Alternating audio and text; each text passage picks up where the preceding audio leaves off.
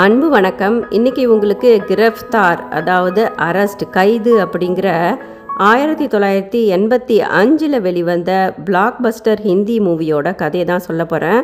இந்த படத்தில் ரஜினிகாந்தும் கமலும் அமிதாப் பச்சன் ஆகிய 3 பேருமே இணைஞ்சு நடிச்சிருக்காங்க. வாங்க கதைக்குள்ளே போகலாம். ரத்னம் அப்படிங்கிற போலீஸ் இன்ஸ்பெக்டர் இருந்துக்கிட்டு இருக்காரு. அவருடைய மனைவி துர்கா, அவங்களுக்கு 2 ஆண் குழந்தைகள் இருக்காங்க. பெரியவன் கரனுக்கு 10 வயசாகுது, சரியான வாளு. சின்ன பையனுக்கு ஒரு 3 வயசு இருக்கும். இன்ஸ்பெக்டர் ரத்னம் தன்னுடைய வேலை விஷயமா ஜீப்பில் போய்கிட்டு இருக்கும்போது தன் கூட தன்னுடைய 10 வயது மகன் கரனையும் அழைச்சிக்கிட்டு போக வேண்டியதாக இருந்தது. அப்போ சந்தர்ப்பவசமாக போதைப் பொருட்களை கடத்தும் கூட்டாளிகளான ராஜன் மற்றும் ரஞ்சித்தை இன்ஸ்பெக்டர் ரத்னம் விரட்டி பிடித்து கைது செய்ய வேண்டியதாக இருந்தது. அப்போ அவங்க தப்பிச்சு ஓடிக்கிட்டே இருக்காங்க. சிறுவன் கரண் உடனிருந்து இதை பார்த்து பயந்து போகிறான். அருகில் இருந்த கன்ஸ்ட்ரக்ஷன் சைட்டுக்கு போய் சண்டை நடக்குது. இன்ஸ்பெக்டர் ரத்னம் அவங்கள பிடிக்க முயற்சி செஞ்சுக்கிட்டே இருக்காரு. இன்ஸ்பெக்டரை அவங்க கிரேனை இயக்கி நசுக்கி அவரை கொன்னுடுறாங்க. வேறு யாருமே அங்கே சாட்சிக்கு இல்லை. உடன் அந்த சிறுவன் கரண் மட்டுமே இருந்தான். அப்போ அந்த ராஜனும் ரஞ்சித்தும் தப்பிச்சு ஓடுறாங்க. வழியில் இருந்த சில மக்களிடம் அவங்க என்ன பண்ணுறாங்க, பொய்யான வதந்தியை பரப்பிட்டு போகிறாங்க. அந்த சிறுவன் கரண் தான் தன்னுடைய இன்ஸ்பெக்டர் அப்பாவான ரத்னத்தை தவறுதலாக அந்த கிரேனை இயக்கி அவங்க அப்பாவையே கொலை செஞ்சிட்டான் அப்படின்னு சொல்லிட்டு போயிடுறாங்க. கொலை பழியால் சிறுவன் கரண் மிரண்டு போயிடுறான். அதனால் அவனுடைய அம்மா துர்கா அந்த புரளியை நம்பி மகனை நல்லா அடிக்கிறாங்க. பயந்த சிறுவன் கரண் வீட்டை விட்டே ஓடி போய் ஆற்றுல குதித்து தற்கொலைக்கு முயற்சி செய்கிறான். ஆனால் ஆற்றுல அடிச்சுக்கிட்டு போயிட்டு இருக்கும்போது கரனை ஹுசேன் அப்படிங்கிற அவன் வயதே இருக்கக்கூடிய 10 வயது சிறுவன் காப்பாற்றுகிறான். ஹுசேன் ஏழை பையன்தான். அவனுக்கு அப்பா கிடையாது, அம்மா மட்டும்தான். அம்மா சுய தொழில் செஞ்சு சிறுவனை காப்பாற்றி வந்துக்கிட்டு இருந்தாங்க. தனது நண்பனையும் ஒன்றா சேர்த்து வளர்த்துக்கணும் அப்படின்னு ஹுசேன் கரனை எடுத்துக்கிட்டு போய் தன் அம்மா கிட்ட இன்ட்ரடியூஸ் பண்ணி வைக்கிறான். ஹுசேனுடைய அம்மாவும் கரனை சொந்த மகனை போல சேர்த்து கொண்டு வளர்த்து வராங்க அன்பு செலுத்தி. ஹுசேன் கரண் 2 பேருமே நல்லா படித்து வளர்ந்து வந்துக்கிட்டு இருக்காங்க. அதே தருணத்தில் இங்கே கணவன் மற்றும் மூத்த மகனை இழந்து தன்னோட இளைய மகன் கிஷன் மற்றும் தன்னுடைய வயதான தந்தையை அழைச்சிக்கிட்டு துர்காமா அந்த ஊரை விட்டே போயிடுறாங்க. எளிமையாக டெய்லரிங் தொழில் செஞ்சு மகனை வளர்த்து வந்தாங்க. கிட்டத்தட்ட 16-17 வருடங்கள் அப்படியே ஓடிடுது. இப்போ இளைய மகன் கிஷனுக்கு 20 வயதாகுது. கிஷன் சினிமா துறையில் சாதிக்க விரும்புகிறான். ஏன்னா பார்க்குறதுக்கு கிஷன் நல்லா ஸ்மார்ட்டாக நல்ல திறமையானவனாக இருந்தான். ஆனால் அவனுக்கு வாய்ப்புகள் எதுவுமே இல்லை. அவன் துணை நடிகனாக இப்போ வேலை செஞ்சுக்கிட்டு இருக்கான் சினிமா துறையில். அவனுக்கு ஒரு தோழி கிடைக்கிறா, லூசி அப்படின்னு. லூசியும் ஏழை பொண்ணு, சினிமாவில் சாதிக்க அவள் துடிச்சிக்கிட்டு இருக்கா. 2 பேருமே சினிமா வாய்ப்புகளை தேடிக்கிட்டு இருக்காங்க. அப்படி வாய்ப்பு தேடி செல்லும்போது பஸ்ஸுக்காக அவங்க காத்துக்கிட்டு இருக்காங்க. அப்போ எதிர் திசையில் காரை வேகமாக திமிராக ஓட்டிக்கிட்டு வந்த அனுராதா அப்படிங்கிற ஒரு பணக்கார இளம் பெண் கிஷனுடைய தோழியான அந்த லூசி மீது காரை ஏற்றிட்டு அதுக்காக கொஞ்சம் கூட வருத்தப்படாமல் திமிராக பேசிட்டு அவமானப்படுத்திட்டு அவள் போயிடுறா. லூசியை கிஷன் ஹாஸ்பிட்டலில் சேர்த்து எப்படியோ காப்பாற்றிடுறான். இந்த பொண்ணு அனுராதா வேற யாரும் இல்லைங்க, கிஷனுடைய அப்பா இன்ஸ்பெக்டர் ரத்னத்தை அப்போ கொலை செஞ்ச அந்த கடத்தல் கூட்டாளிகளில் ஒருவனான ரஞ்சித் அப்படிங்கிறவனுடைய தங்கச்சி முறை தான். பெரும் சொத்துக்கு ஒரே அதிபதியான பொண்ணு இவ. பணக்கார திமிர் அவளுக்கு அதிகமாகவே இருக்குது. ரஞ்சித்துடைய மற்றொரு கூட்டாளியான ராஜனுக்கு சிங்கு அப்படின்னு ஒரு பையன் இருக்கான். சரியான முட்டாள் அவன். அவனுக்கு இந்த பொண்ணு அனுராதாவை திருமணம் செஞ்சு வச்சு சொத்துக்களை அபகரிக்கிறதுக்காக காத்துக்கிட்டு இருந்தான் ராஜன். கடத்தல் கூட்டாளிகளான ராஜன் ரஞ்சித் இப்போ போதைப் பொருட்கள் கடத்தலில் பெரும் புள்ளிகளாக பணத்தை குவித்து சமுதாயத்தில் அந்தஸ்தான நிலைமையில் இருந்துக்கிட்டு இருக்காங்க. கிஷனுடைய அம்மாவுக்கு உடம்பு சரியில்லாமல் போயிடுது. பணம் அதிகமாக தேவைப்படுது. அதனால் சினிமா வாய்ப்புகளை தேடுறதை நிறுத்திட்டு கிஷன் டாக்ஸி டிரைவராக ஒரு வீட்டில் வேலைக்கு சேர்ந்துடுறான். அது வேற யாருடைய வீடும் இல்லை, அனுராதாவுடைய வீடு தான். அந்த பணக்கார பொண்ணு அனுராதா தொடர்ந்து கிஷனை அவமானப்படுத்திக்கிட்டே வரா. கிஷனுமே தொடர்ந்து அனுராதாவுக்கு பதிலடி கொடுத்துக்கிட்டே இருந்தான்.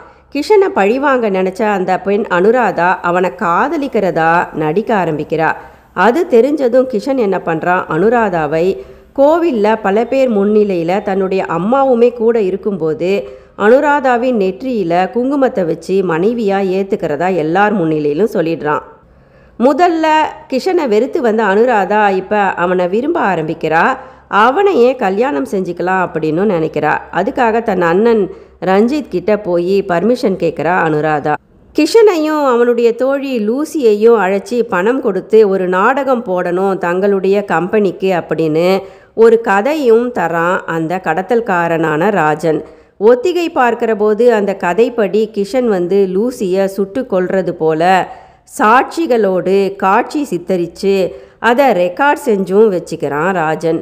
பிறகு அதே பாணியில் அந்த பொண்ணு லூசியை சுட்டு கொன்னுட்டு அந்த கொலை பழியை அந்த கிஷன் மீது போட்டு கிஷனை ஜெயிலுக்கும் அனுப்பி வச்சிடுறாங்க ராஜனும் ரஞ்சித்தும். காரணம் என்னென்னா அனுராதாவை கிஷனிடமிருந்து பிரிக்கிறதுக்காக. ஜெயிலில் கிஷன் தன்னுடைய ஓடிப்போன அண்ணன் கரனை சந்திக்கிறான். ஒரே அறைதான் இருவருக்கும். கிஷனுக்கு கரண் தன்னுடைய சொந்த அண்ணன் அப்படின்னு தெரியல. ஆனால் ஜெயிலுக்கு தன்னுடைய மகன் கிஷனை பார்க்க வந்த துர்கா அம்மாவை பார்த்தவுடன் கரனுக்கு தன்னுடைய சொந்த அம்மாவையும் தம்பியையும் தெரிந்துவிட்டது. ஆனால் தன்னை பற்றியான உண்மையை கரண் தன்னுடைய அம்மா கிட்டேயும் தம்பி கிஷன்கிட்டையும் சொல்லலை. கரண் தான் ஜெயிலுக்கு வந்ததை இப்போ வருத்தத்தோடு நினச்சி பார்க்குறான். கரனும் அவனை காப்பாற்றிய நண்பன் ஹுசேனும் நன்றாக படித்து போலீஸ் துறையில் சேர்ந்துடுறாங்க. கரண் சிஐடி ஆஃபீஸராக நல்லா பெருமைப்படுத்தி வளர்ந்து வந்துட்டான். ஹுசேனும் இன்ஸ்பெக்டராக பதவி உயர்வு பெற்றிருந்தான். இருவரும் இணைந்து பல குற்றவாளிகளை அந்த பகுதியில் பிடித்து அவங்களுக்கு தண்டனையை கொடுத்துக்கிட்டு இருந்தாங்க. அது சில சமூக விரோதிகளுக்கு பிடிக்கலை. கரண் மற்றும் கிஷனுக்கு கீதா அப்படிங்கிற ஒரு தோழி இருந்தா. அவள் சப் இன்ஸ்பெக்டராக போலீஸ் துறையில் தான் வேலை செஞ்சுக்கிட்டு இருந்தா. அந்த அழகான பொண்ணு கீதா கரனை காதலிக்க ஆரம்பிக்கிறா. கரனும் கீதாவுமே விரைவில் திருமணம் செஞ்சுக்க முடிவெடுத்திருந்தாங்க. கரண், கீதா, ஹுசேன் மூவரும் நல்ல நண்பர்களாக இருந்துக்கிட்டு இருக்காங்க. இந்த நிலையில் கீதாவுடைய அண்ணன் விஜய் அப்படிங்கிறவன் போதைக்கு அடிமையாகி போதைப் பொருட்களை கடத்தக்கூடிய அந்த கடத்தல்காரர்களான ராஜன் மற்றும் ரஞ்சித்துடைய வலையில் விழுந்துடுறான். அவங்க கூட சேர்ந்து கடத்தல் தொழிலையும் அவன் ஈடுபடுறான். இதை தெரிஞ்சுக்கிறான் இன்ஸ்பெக்டரான ஹுசேன். ஹுசேன் விஜயை கைது செய்கிறதுக்காக அவனை துரத்திக்கிட்டு ஓடி போகிறான். 2 பேருமே அந்த கன்ஸ்ட்ரக்ஷன் சைட்டுக்கு போகிறாங்க. அங்கே பல கட்ட போராட்டத்தில் அந்த போதைக்கு அடிமையான விஜய் தன் கூட்டாளிகளான ராஜன் மற்றும் ரஞ்சித்துடைய உதவியோடு இன்ஸ்பெக்டர் ஹுசேனுடைய தலையில் இரும்பு கம்பியால் பலமாக அடிச்சிட்டு ஓடிடுறான். உயிர் போகிற தருவாயில் இருந்த ஹுசேன் தன்னுடைய உயிர் நண்பன் கரனின் மடியிலேயே இறப்பதற்கு முன்பு உண்மையெல்லாம் சொல்லிட்டு இறந்து போயிடுறான். உயிர் நண்பனுக்காக கரண், ராஜன் மற்றும் ரஞ்சித் மற்றும் தன் காதலி கீதாவுடைய அண்ணன் விஜயையும் பழிவாங்க காத்துக்கிட்டு இருந்தான். எனவே பழிவாங்கிறதுக்காக விஜயை தேடி போகிறான் கரண். அப்போ விஜய் அவனுடைய வீட்டில் குடிச்சிக்கிட்டு இருந்தான். அந்த மது பாட்டில்களை எடுத்து அந்த மதுவை எல்லாம் கரண் மீது ஊற்றி நெருப்பிட்டு அவனை கொளுத்திவிட்டு அங்கிருந்து கரண் வெளியேறி விடுகிறான் அவசரமாக. விஜய் தீக்காயங்களுடன் உயிர் தப்பினாலும் கரனை பழிவாங்கிறதுக்காக தன்னுடைய கூட்டாளிகளான ராஜன் மற்றும் ரஞ்சித்துடைய உதவியோடு விஜய் இறந்து விட்டதாக ஒரு நாடகத்தை போடுறாங்க. யாருக்கும் தெரியாமல் ஒரு இறந்த உடலை அந்த தீக்காயங்களோடு சித்தரித்து சிஐடி கரண் விஜயை கொன்னுட்டதாக அவனை ஜெயிலுக்கும் அனுப்பி வச்சிடுறாங்க. விஜய் தலைமறைவாக இப்போ இருந்துக்கிட்டு இருக்கான். இப்போ ஜெயிலில் இருந்து ஒருத்தருக்கு ஒருத்தர் உதவி செஞ்சுக்கிட்டு கிஷனும் கரனும் ஜெயிலிருந்து தப்பிச்சு வெளியேறிடுறாங்க. கரனை பற்றிய உண்மைகள் எல்லாம் டிவியில் மற்றும் நியூஸ் பேப்பரில் வர ஆரம்பிக்குது. கரனுடைய அப்பா அம்மா பற்றிய செய்திகள் எல்லாம் வர ஆரம்பிக்குது. இதை பற்றி கரனுடைய குடும்பமான கிஷன் மற்றும் அவங்களுடைய அம்மா துர்காவுக்கு தெரிஞ்சிடுது. குடும்பத்தில் கிஷன், கரண் மற்றும் துர்காமா 3 பேருமே ஒன்று சேர்ந்துடுறாங்க. ரொம்பவே சந்தோஷப்படுறாங்க. ஆனால் கிஷன் மற்றும் கரண் மீது கொலை பழி இருக்கிறதுனால அவங்க தலைமறைவாக இருக்க வேண்டியதாக இருக்குது. கிஷன் மற்றும் கரண் வந்து அண்ணன் தம்பி அப்படின்னு எதிரிகளுக்கும் ஊரில் உள்ள அனைவருக்குமே தெரிஞ்சிடுது.